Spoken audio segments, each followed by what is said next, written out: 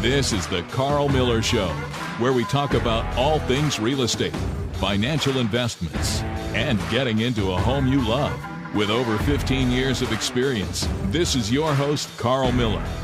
ADU law update for Virginia. What are accessory dwelling units, and what can Virginia homeowners expect from the recent law changes signed into effect? Thank you for tuning in. I'm Karl, your host, principal broker at Karl Miller Realty. We're located at 7700 Timberlake Road in Lynchburg, and we are your caring, competent, trusted advisors for real estate, sales, and service. If you are a homeowner or an aspiring homeowner, this show is for you. And if you are looking to move to another part of the country, or maybe you've inherited a home outside of the state of Virginia or outside of Lynchburg and you don't know who to call, we've got you. We are in a network of the best agents in Virginia and the United States and Canada. So let us know how we can help you connect with a great agent in that market as well.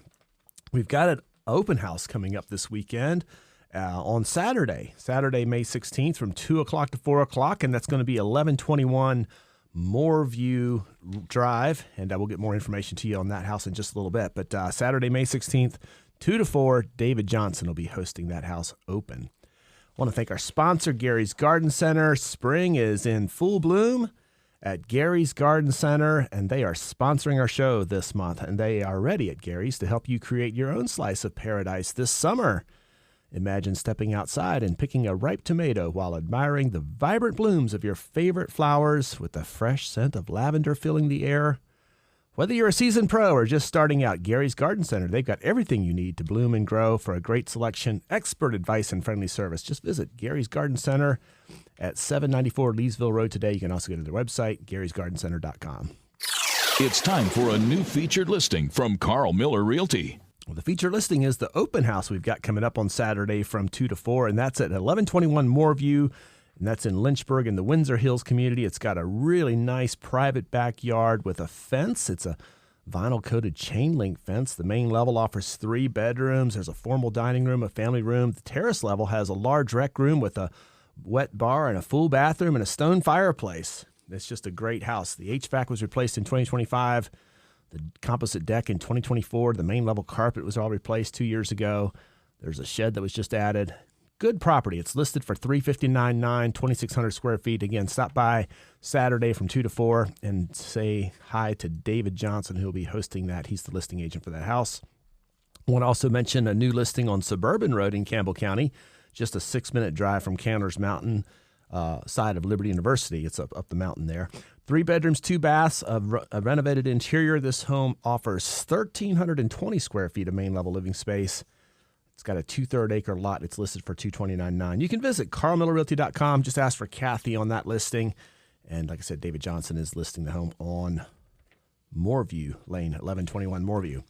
Well, just got back from an amazing conference that I go to every year. One of the big pieces of the role I play at Karl Miller Realty as a broker is staying on top of continuing education, staying on top of what's going on in the markets nationally and locally.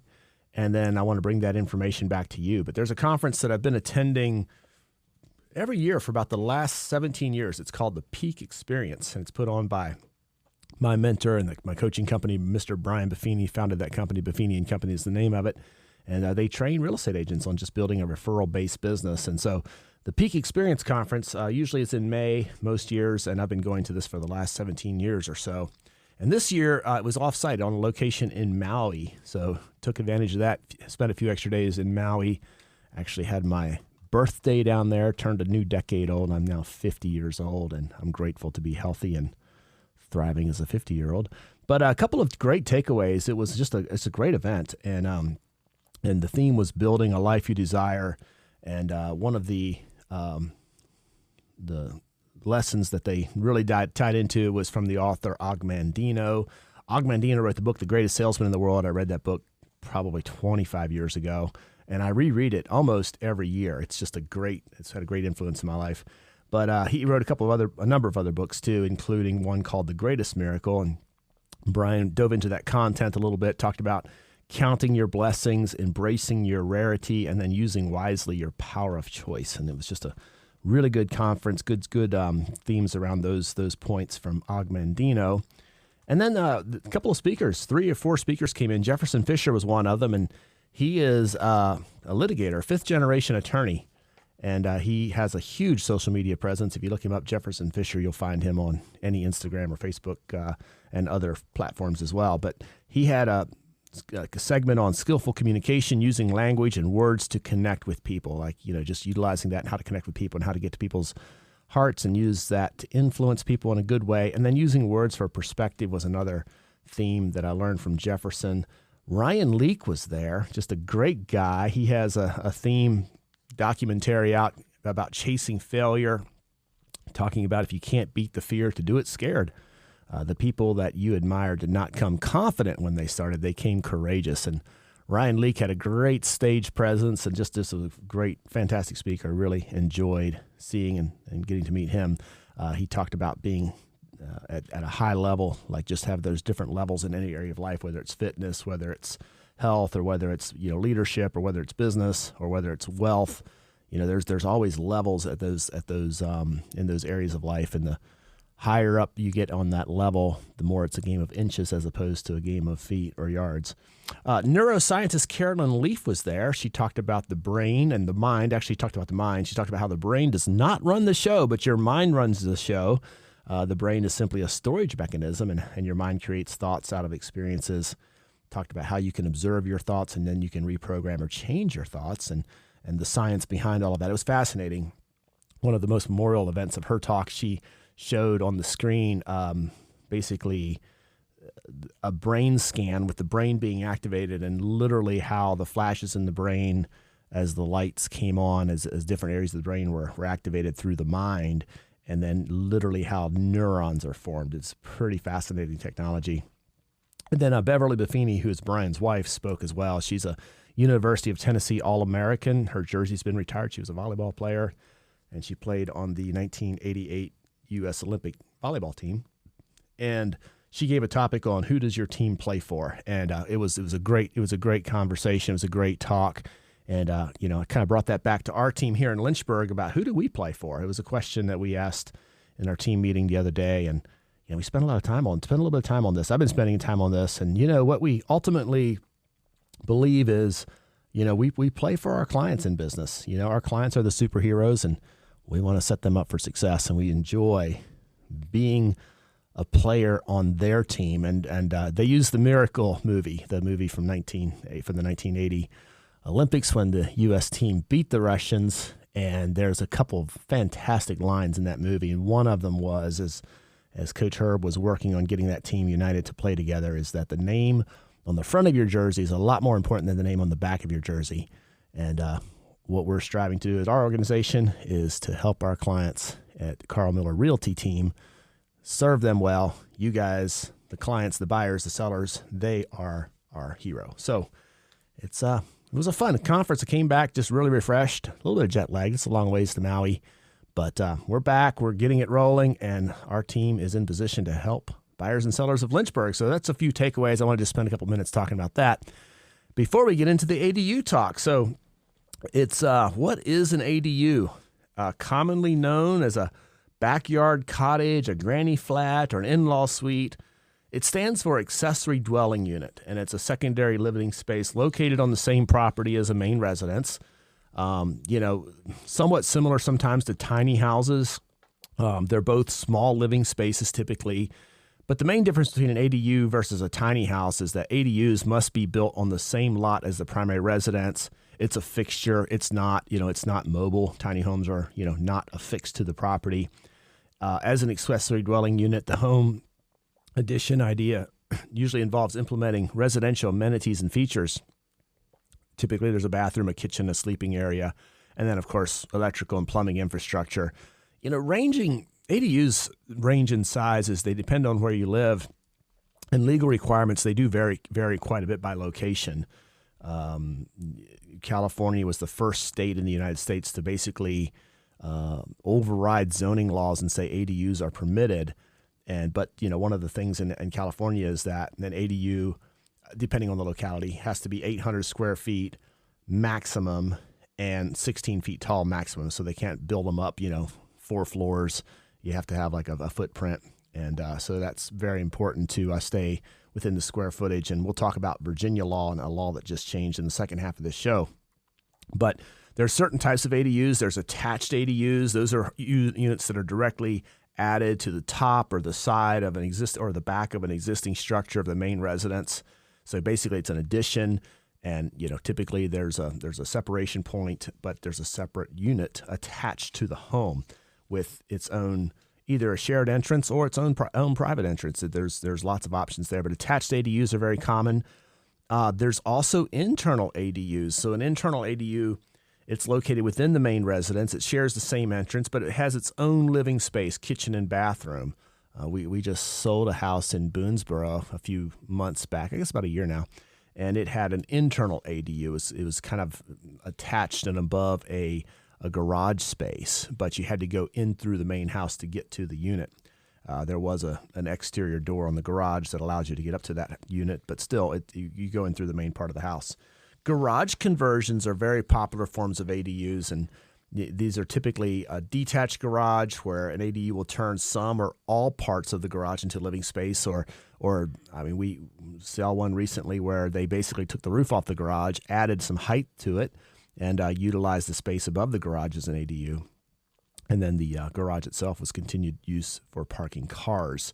You can usually get more out of your budget with this type of ADU because the foundation and structure, they're already in place.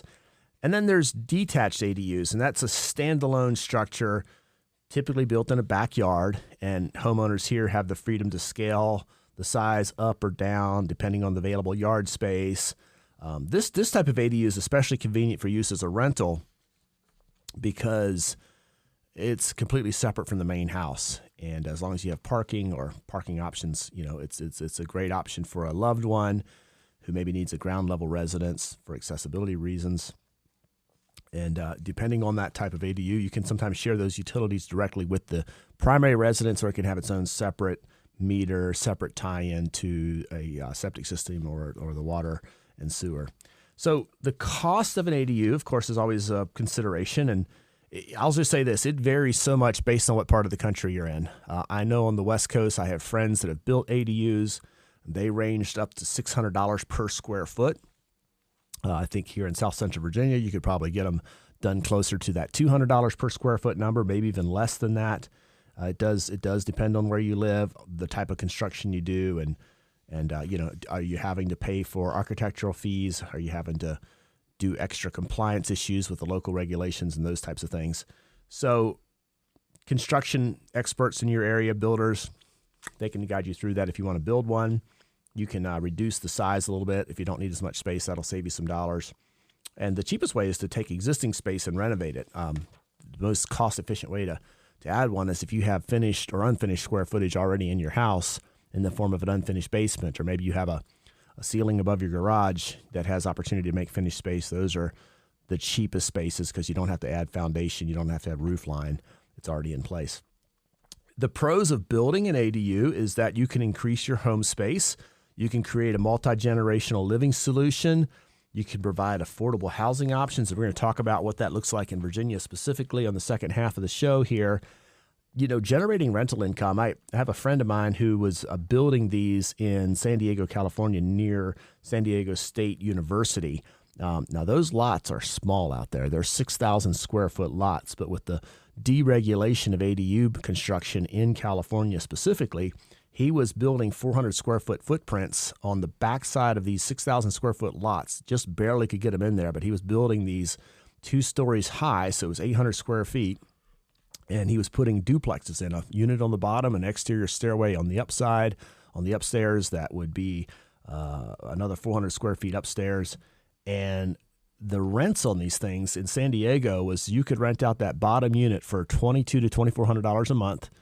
And the top unit was being rented between $1,800 and $2,200 a month, generating a lot of income for a homeowner. Yeah. I mean, because to me, when you were explaining that just sounds like apartments. It very much so. I just, can you imagine that 400 square foot? He would squeeze 2 bedrooms in, no dining area, but a little kitchen, two small bedrooms on the main level. Not for $2,200. And then upstairs, I couldn't. Yeah, no. It just goes to show that all real estate is local. Yeah. And again, near the university there, and also San Diego has a problem, and that is, the land's all developed, and so to develop new land, the regulations are just insane in California. So ADUs became an answer for affordable housing for many people, affordable being a very relative term, but it also became an income generator for the homeowners. So they were taking these homes that they were buying, they would be about 1,600 to 1,800 square foot ranch-style homes. They would buy these homes for about 1.3 to 1.5 mil. They were adding these ADUs, and their cost was closer to that $600 per square foot price.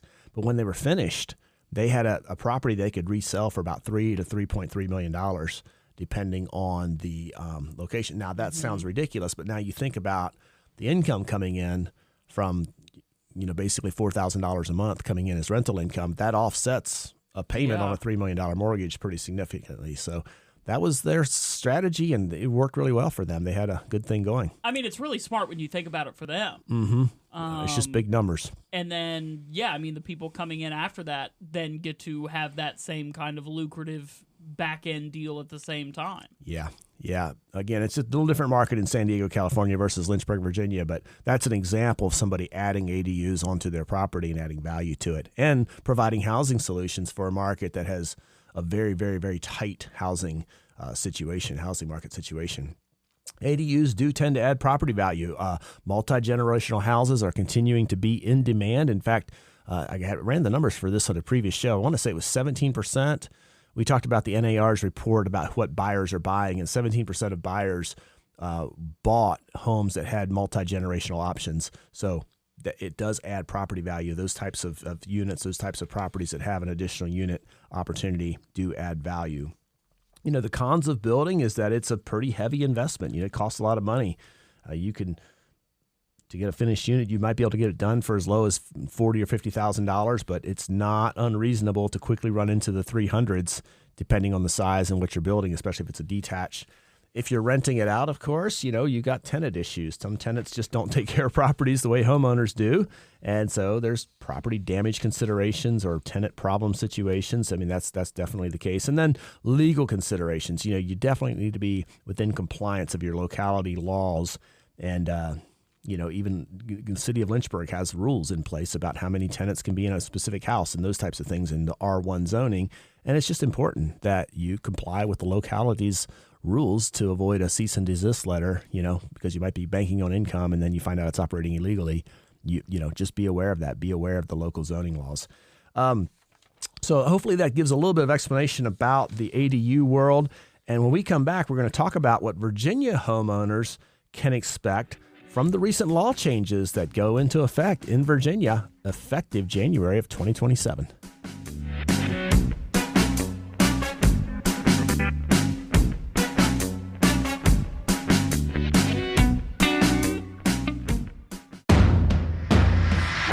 Welcome back to the Karl Miller Show. I'm Karl, your host, principal broker at Karl Miller Realty. You can follow our social pages. Sierra, she's our creative director. She puts out fun, engaging content. Our social handles on Instagram and Facebook are at Karl Miller Realty, and now with a YouTube channel where you can see some clips from time to time. You can visit that at Karl Miller Realty on YouTube. You'll have the opportunity to interact with us. Maybe there's a real estate question you want answered or a topic you'd like to hear about. We would love to address your question. It's time for Karl Miller Realty's Local Stat of the Week. All right, 3 numbers for you mid-May 2026, and they are this: 45, 17, 10. That's the data points, and it tells the story of the days on market for our area's single-family homes. 45 is the median days on the market for the current houses for sale. The median days on market is 45. 17 is the median days on market for homes that closed in the last 6 months.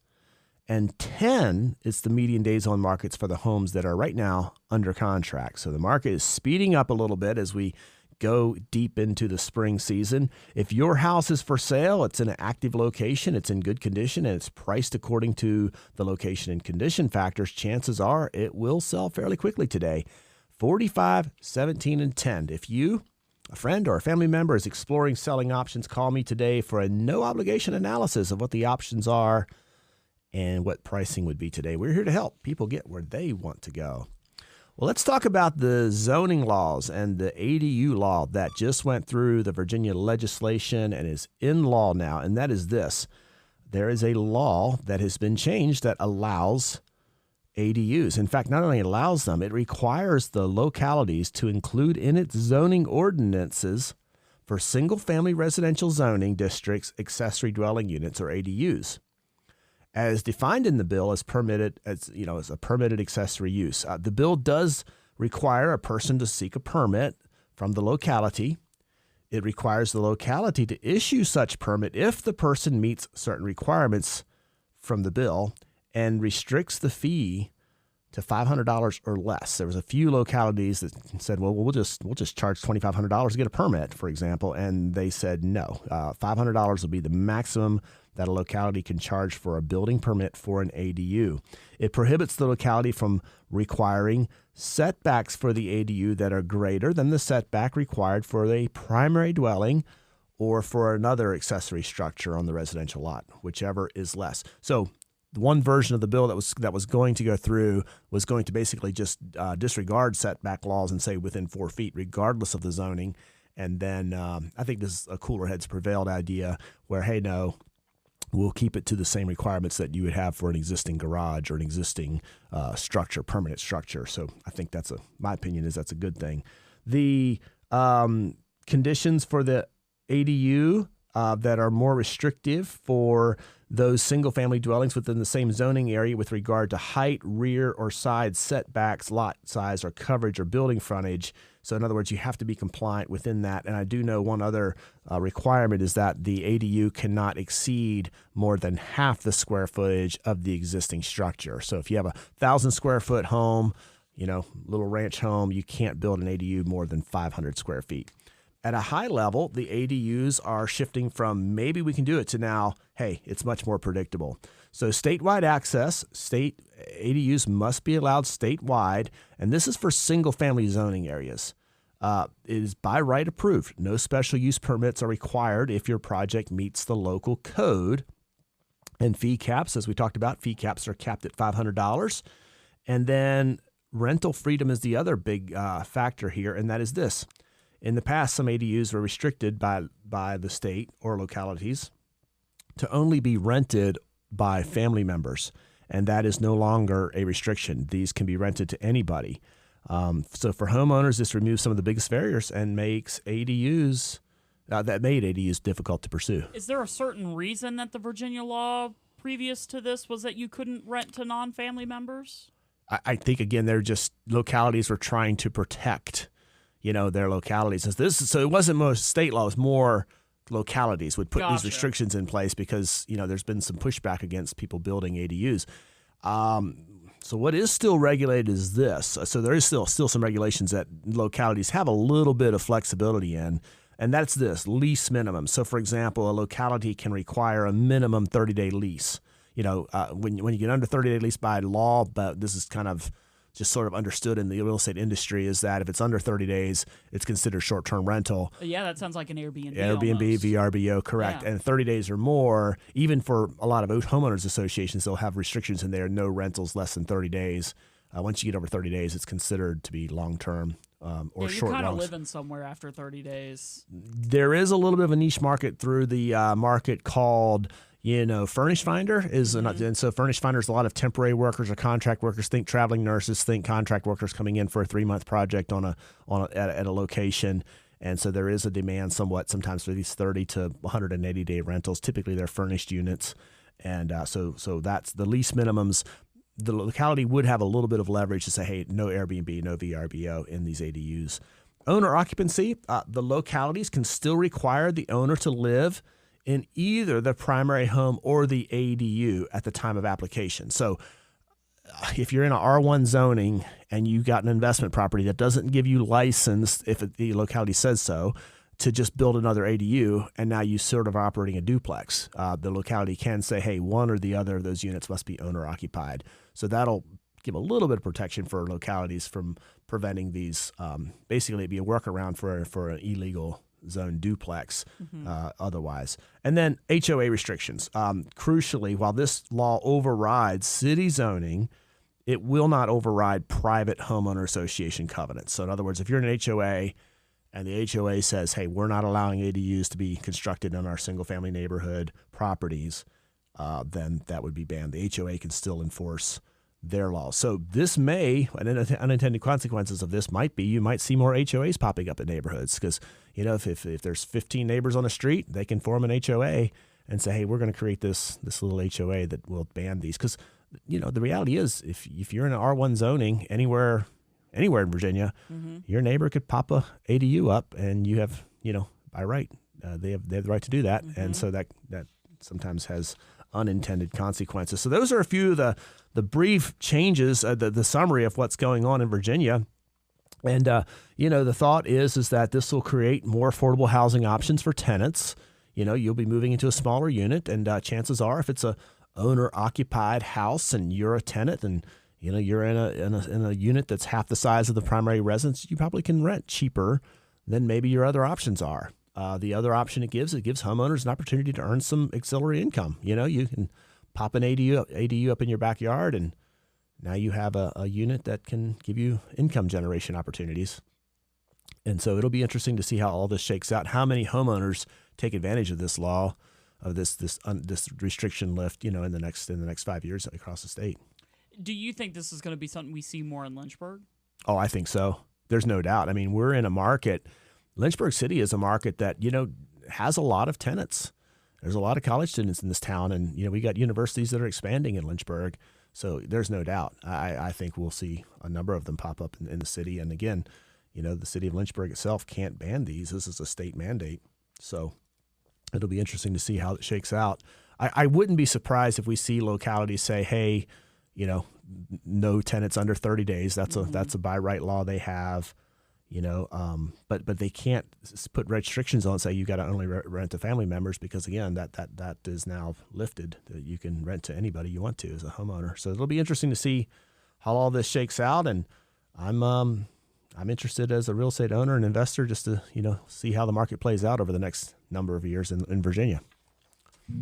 It's time for Karl Miller Realty's Fun Fact of the Week. We are experienced. Did you know that 87% of real estate agents leave the business within their first 5 years? 87%. And almost 75% quit within their very first year. Real estate sales, it's a tough business. In fact, I bet if you pause a second and thought about who you know right now, probably 1, 2, or even 5 family members, friends, or former coworkers who people like that who've attained their license, maybe worked in the industry a year or two, who are no longer in it.